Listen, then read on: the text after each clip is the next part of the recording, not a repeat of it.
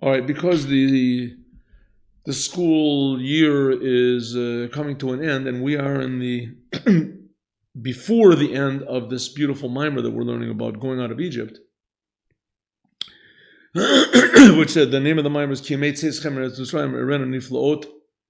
based on the prophecy of Micha that says that in the future redemption it's going to be like we went out of Egypt.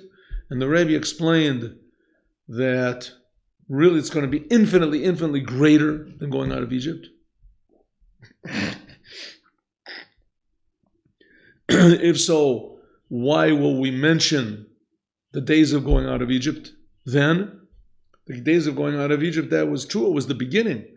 But it was like a baby taking his first step, comparing that to man going to the moon. Incomparable. So the Rebbe is going to say like this. Every day, a person has to go out of his limitations, and that's mainly in the time when a person prays. The prayers in the morning, one of the main purposes of Chassidut, the teachings of Chabad, are to prepare us and to enable us to pray to God genuinely. Prayer, there's two aspects of prayer. Prayer, in the normal sense, is that you pray to God so that He'll help you. He'll heal the sick. He'll enrich the poor, etc. But there's something much deeper and much more personal and much more essential to Judaism than that. It's according to some opinions, one of the commandments for the Noahide, the Gentiles, also to pray. The 7 Noahide commandments are only negative things you shouldn't do, but there's a lot of positive things. So some say that it's also prayer. That aspect of prayer, of asking God, turning to God whenever you need something, that's just one half of prayer. The other half of prayer, and the main half, the deepest half, is giving yourself over to God. It says nowadays the prayers are in the place of the sacrifices. Korbanot. Okay, Herschel.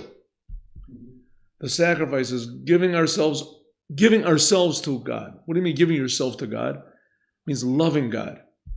Love, mainly love. Loving God. Love, you can't love something if you don't value it.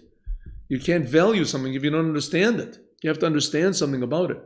Right? If somebody gives you a piece of coal and says, love this coal, you say, you're nuts. Right? Someone comes and says, excuse me, you know what that is?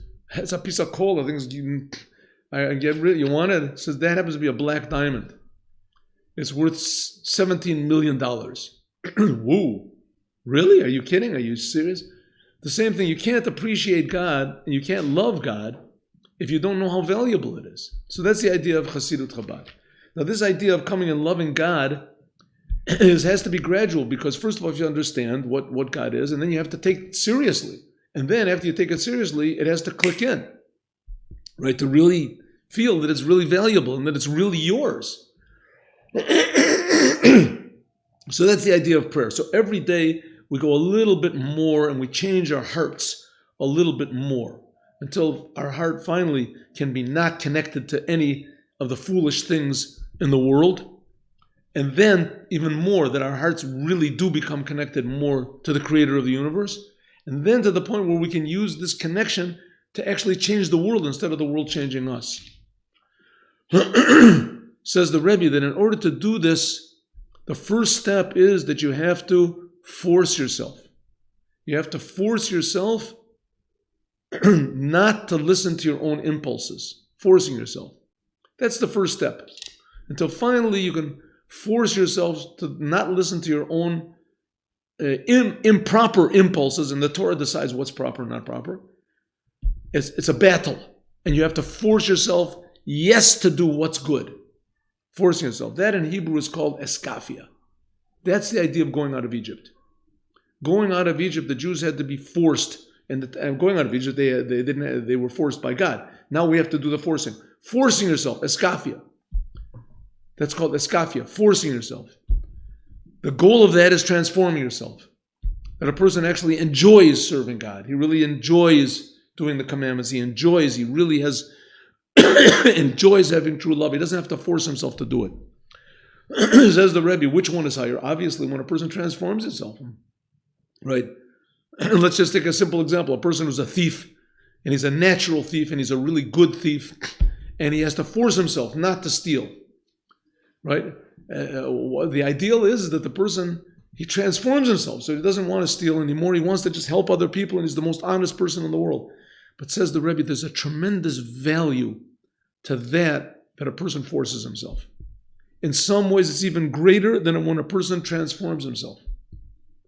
There's a tremendous value to that, a preciousness to Hashem, that a person defies his own nature and forces himself to do good and forces himself to turn from bad.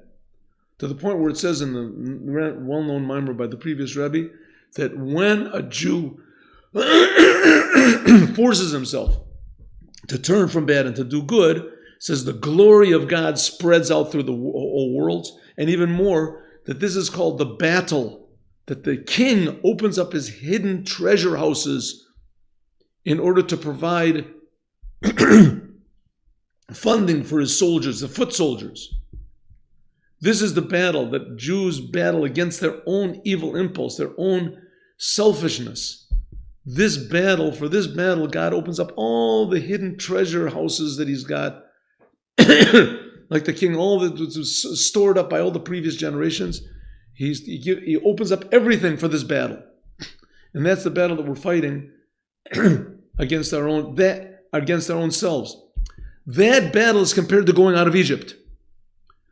Running from bad, forcing ourselves to run toward good. That battle is tremendously precious to God. It touches on the very essence of what the Jewish people are for, the battle.